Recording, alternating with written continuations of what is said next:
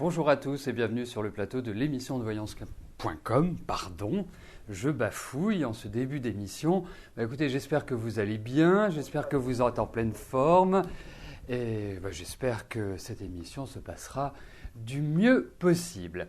Alors juste avant de commencer à répondre à vos questions, demain soir, donc demain nous sommes le 29 mars, à partir de 18h20, il y a une émission spéciale qui est l'émission Privilège, qui est une émission qui est d'accès libre. Tout le monde peut venir. Et si vous souhaitez poser votre question, vous avez la possibilité de le faire.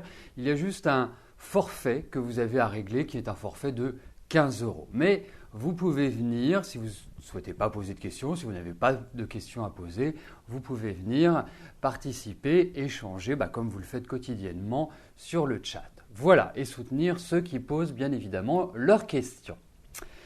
Eh bien, est-ce qu'il y a d'autres informations ? Non, écoutez, non, c'est tout. Je vais commencer par la première question qui m'est posée par Béatrice. Béatrice, bonjour. Vous traversez actuellement une période financière très très dure et du coup pas très en forme moralement.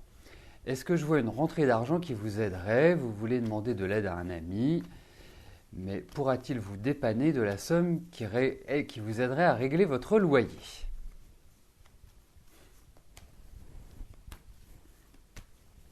Alors on va regarder sur le plan financier si vous allez réussir à vous en sortir et à ne plus vous contrarier pour cela.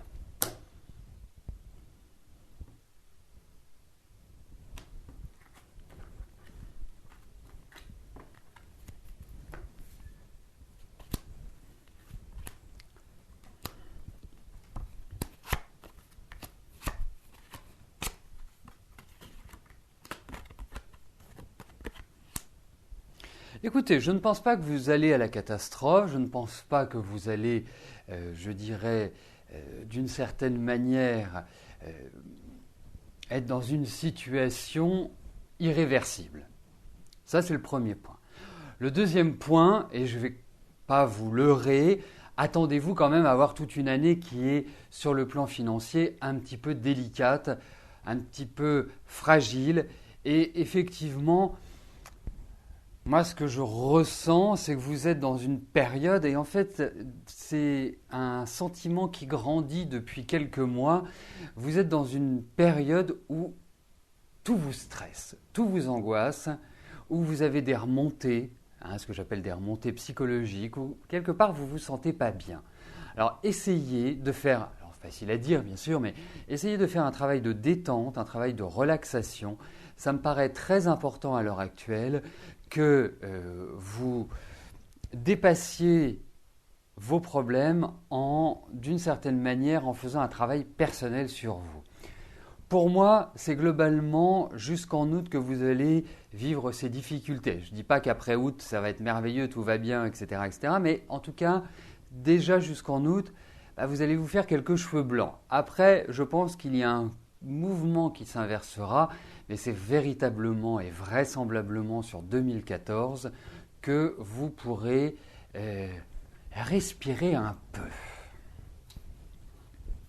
Voilà. Et par rapport à votre ami, il faudrait poser une autre question parce que savoir s'il peut vous aider. Donc je vous encourage vivement à revenir ultérieurement dans une autre émission et me la poser. Alors, je vais valider les questions qui sont arrivées entre-temps. Et ensuite, je passerai à la question de Sylvie.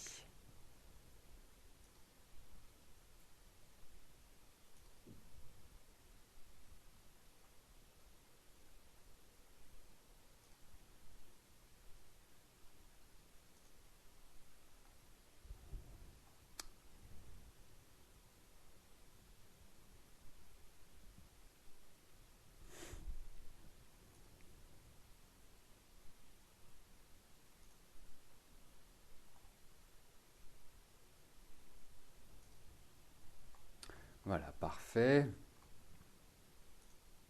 Alors je vois que vous êtes en train de discuter de l'intervention de notre président de la République ce soir. effectivement, on peut dire qu'il y a d'une certaine manière certaines déceptions dans l'action, dans le mouvement. Avant, on reprochait à notre précédent président de s'occuper de tout et d'agir sur tout. Là, maintenant, on a un président auquel on reproche de ne pas agir et de ne pas s'occuper véritablement des vrais problèmes. Donc là, effectivement, on peut dire qu'il y a quand même dans notre peuple français une certaine insatisfaction permanente. Ensuite, il faut quand même voir une chose, c'est que moi, je dirais que ce soit pendant la présidentielle, enfin avant la présidentielle et que ce soit après, vous l'avez lu, j'avais écrit un article sur justement les planètes de M. Hollande et j'avais dit qu'il fallait s'attendre à 2 années extrêmement difficiles et qu'après ça commencerait à aller mieux. Bon, on vient de passer une étape, hein, puisqu'on arrive tranquillement à la première année. Mais sachez une chose, c'est qu'il ne va pas y avoir un redressement, il ne va pas y avoir une amélioration avant une bonne grosse année, année et demie. C'est là où on commencera à respirer un petit peu. Hein. Et aujourd'hui, je ne me fais en aucun cas l'avocat de qui que ce soit, mais je réfléchis, je raisonne, j'observe, hein, comme tout citoyen. Quand vous avez dans votre famille, quand je dis votre famille, quand vous êtes dans votre couple ou sur votre compte en banque, que vous n'avez plus d'argent et que vous êtes dans le négatif, c'est difficile d'investir, d'acheter et de faire des choses. Donc on est obligé de faire des économies. Donc on est obligé de trancher dans les dépenses. C'est un petit peu le principe de l'État français. Vous imaginez, notre taux d'endettement est approche de 90% de notre PIB. C'est gigantesque. D'une certaine manière, c'est comme si tous les mois, quand vous gagnez 1000, vous en dépensiez 2000. En fait, ça revient à ça et au fur et à mesure, ça croît. Donc, il faut donner du temps, à mon avis, mais quel que soit, ce n'est pas une question de bord politique, ni de gauche, ni de droite. Hein. Il faut voir une chose, c'est que ce soit à gauche ou à droite, aujourd'hui, ils n'ont plus le choix. On ne peut pas appliquer une politique socialiste, on ne peut pas appliquer une politique libérale, on ne peut pas appliquer une politique communiste et on ne peut pas revenir au franc, a priori, hein, comme certains le disent. Mais il faut des mesures et il faut, je dirais, redéfinir, il faut réorganiser, tout cela prend du temps. Après, sur le gouvernement, sur la politique appliquée, on pourrait en dire, si on est socialiste, on va y trouver du bon, si on est de droite, on va y trouver que du mauvais.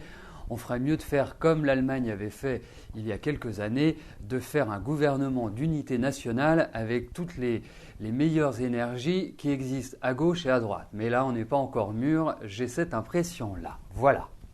Bon, c'était la petite minute François Hollande et la politique et la France.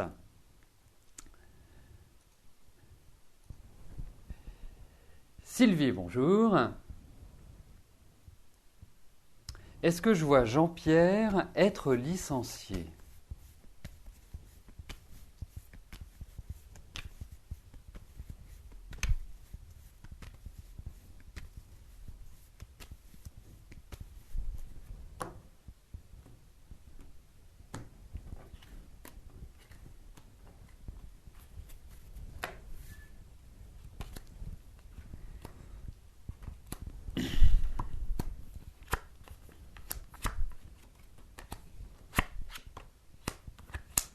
Écoutez, moi j'interpréterais cela comme étant plus une nouvelle évolution dans le travail, comme s'il y avait un nouvel élan, un nouveau démarrage. Écoutez, pour avoir quand même,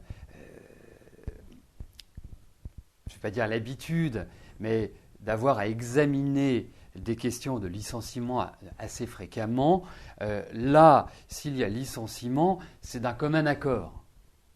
C'est pas juste, on vous dit, voilà, vous prenez la porte et ça détruit complètement. Moi, je trouve que Jean-Pierre est quelqu'un de travailleur et quelqu'un, je dirais, de très efficace et quelqu'un pour moi, de positif dans le travail. Donc, il va vivre une nouvelle évolution et je pense que c'est une nouvelle évolution qui va intervenir après son anniversaire. Je ressentais l'été et je vois qu'il est du mois de juin. Je pense plutôt à partir du mois d'août. Donc, on va dire à partir du deuxième semestre. Je pense qu'il y a l'idée d'une nouvelle évolution et d'un renouveau pour lui au niveau du travail. Donc, ça signifie quand même qu'il va y avoir du changement.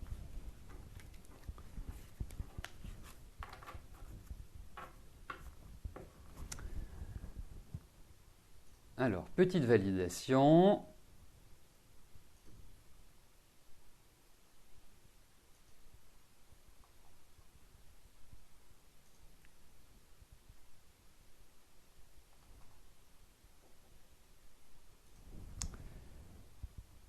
Lucie, bonjour. Votre mari a un problème du côté son cœur. Ah, d'accord. Il a un problème de cœur et voudrait savoir s'il va subir une opération.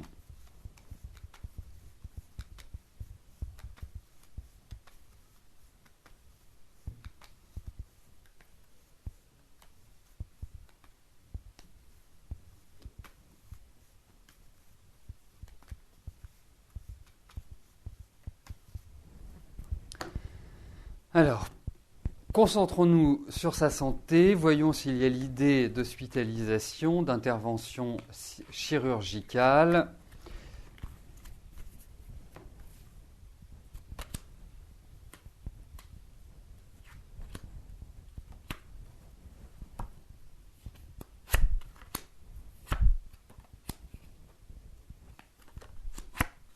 Écoutez, j'ai quand même l'impression, en tout cas, il y a l'idée de médecin, il y a l'idée d'hôpital, il y a l'idée d'examen, tout cela est quand même concentré.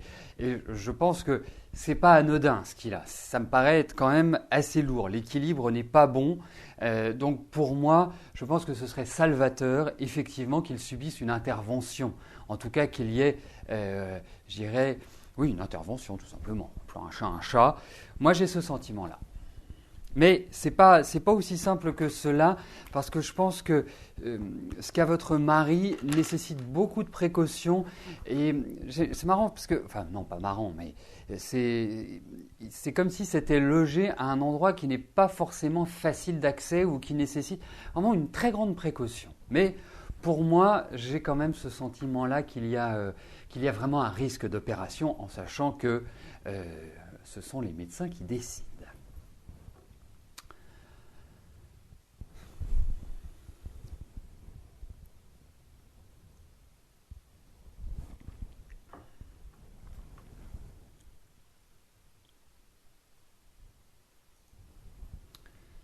Catherine, bonjour. Michel continue à faire des projets. Vous ne savez comment faire, vous êtes attaché à lui. Est-ce que je peux vous confirmer que votre avenir sentimental est ailleurs ?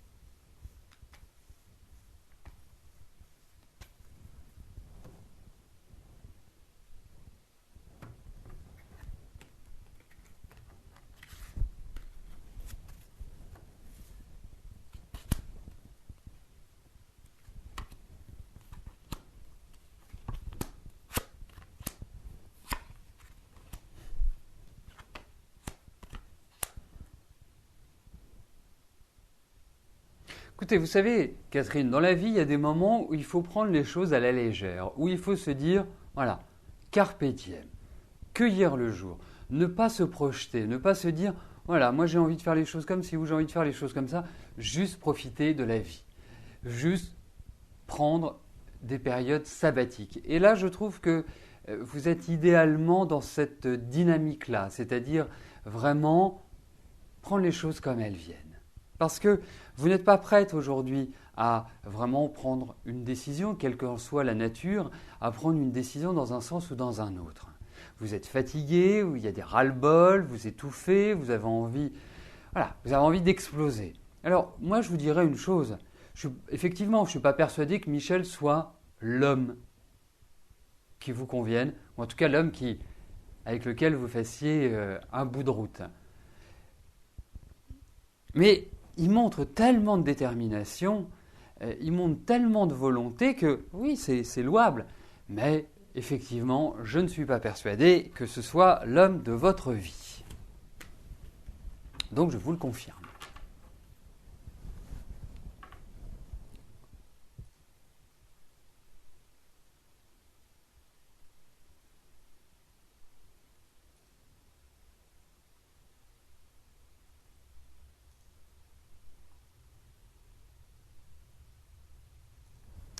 Jean-Marie, bonjour.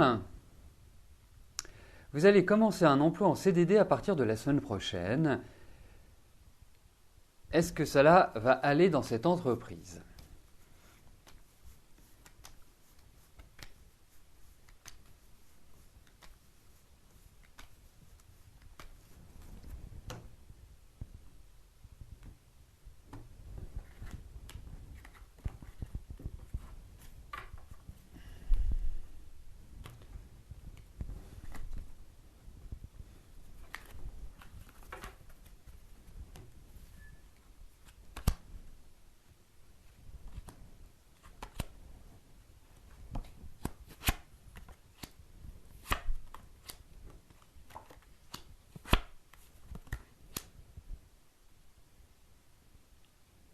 Écoutez, moi je vous répondrai à votre question, appel un oui ou un non. Je vous dirai oui, ça va aller. J'ai l'impression que vous allez vous déplacer dans cette entreprise qui a l'idée de mouvement. Hein. J'ai vraiment ce sentiment-là. Mais en tout cas, oui, ça va bien se passer. Dites-moi, ça vous fait respirer hein, d'avoir trouvé ce travail. Hein. Là, c'est vraiment tourner une page. Donc moi je pense que ça va bien se passer.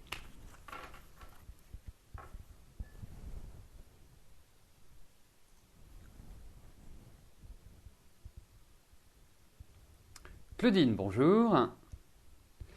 Votre fils Morgan a décidé d'arrêter ses études en fin d'année après son bac. Est-ce qu'il va trouver un emploi s'il met fin à ses études ?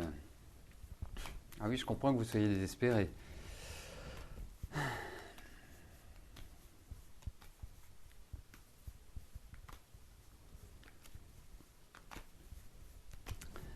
Bon, allez, regardons si il va avoir des opportunités.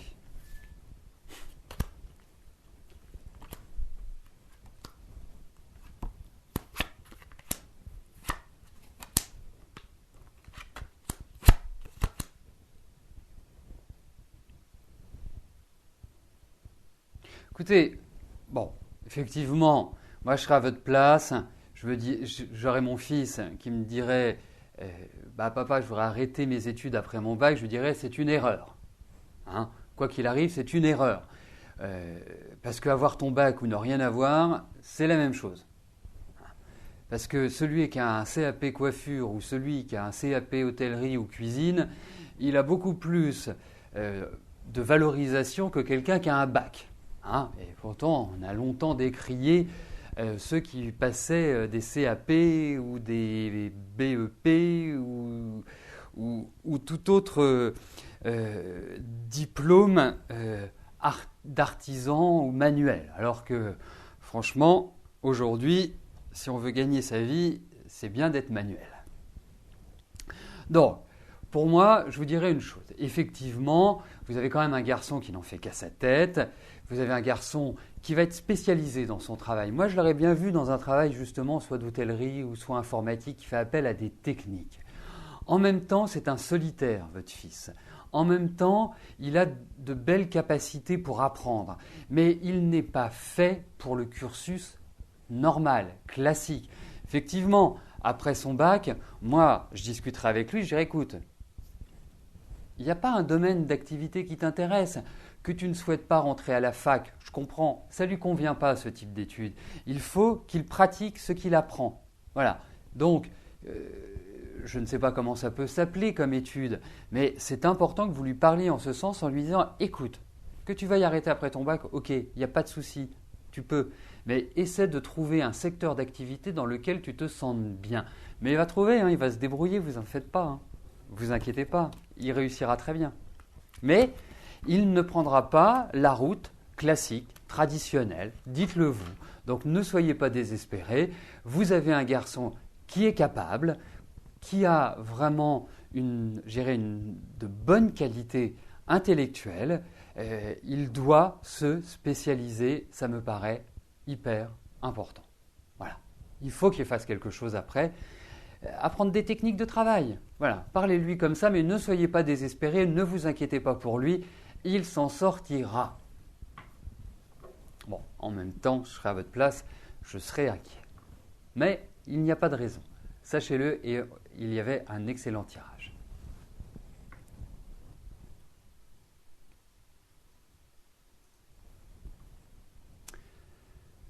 Claude, bonjour.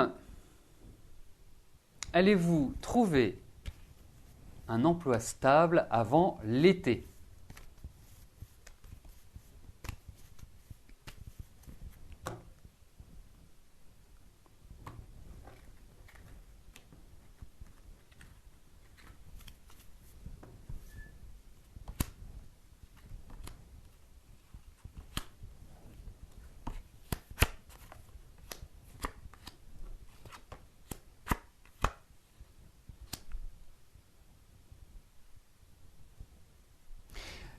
Écoutez, si on observe la situation actuelle, je trouve que tout ce que vous entamez comme démarche tombe à plat.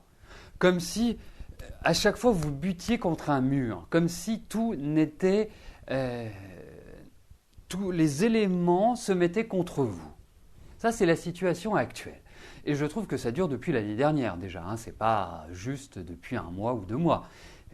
Donc, pour moi, pas simple. Mais, je vous dirai une chose, j'ai l'impression que vous allez trouver du travail, que vous allez retourner en activité. Alors, c'est peut-être pas forcément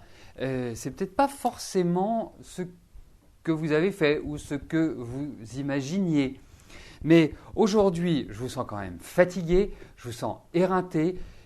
Il faut retrouver cette envie de vous battre parce que, d'une certaine manière, vous ne savez plus à quel sein vous vouez et par quel biais retrouver du travail. Mais vous allez en retrouver. Alors pour moi, ce sera plutôt à partir du mois de mai. Hein. Je trouve que c'est plus à partir de là que la période devient favorable. Mais il va falloir vous faire violence, il va falloir vraiment avancer. Et pourtant, vous êtes quelqu'un de travailleur et vous êtes quelqu'un qui avait vraiment de bonnes compétences. Donc c'est tout à fait regrettable. Alors je vois l'âge que vous avez, ça devient de plus en plus difficile. Mais en tout cas, je me demande même si vous n'allez pas créer votre propre entreprise ou créer votre propre secteur d'activité. Voilà. Mais en tout cas, il y a la notion de travail, il y a la notion d'accord. Mais ça ne va pas être facile. Il va falloir vraiment avoir la niaque.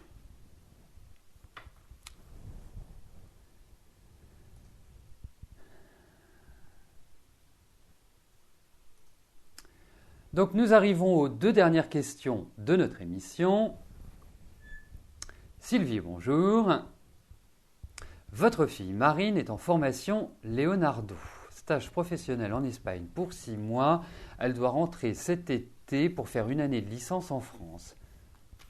Va-t-elle rentrer ou rester en Espagne ?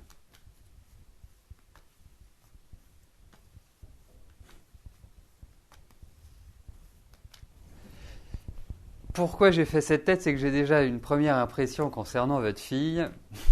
Et on va voir si les cartes me le confirment. Mais j'ai une petite idée.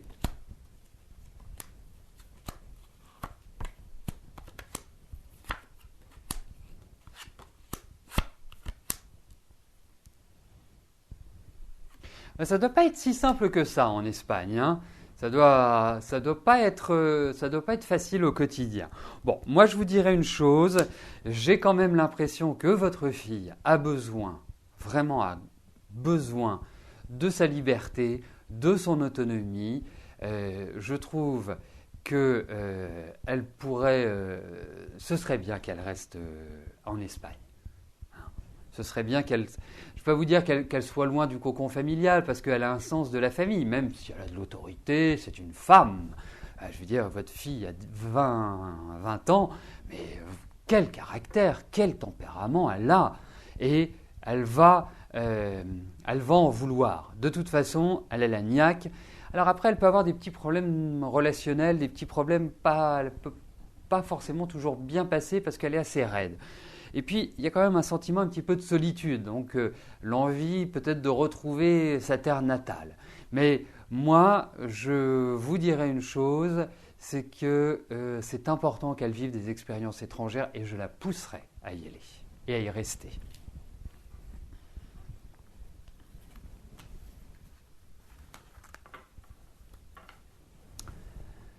Alors, la dernière question m'est posée par Janine. Janine, bonjour. Allez-vous rencontrer quelqu'un, vous supportez mal la solitude, vous n'avez jamais eu de chance. Vous tombez toujours sur des cacas. C'est original. Alors, regardons si...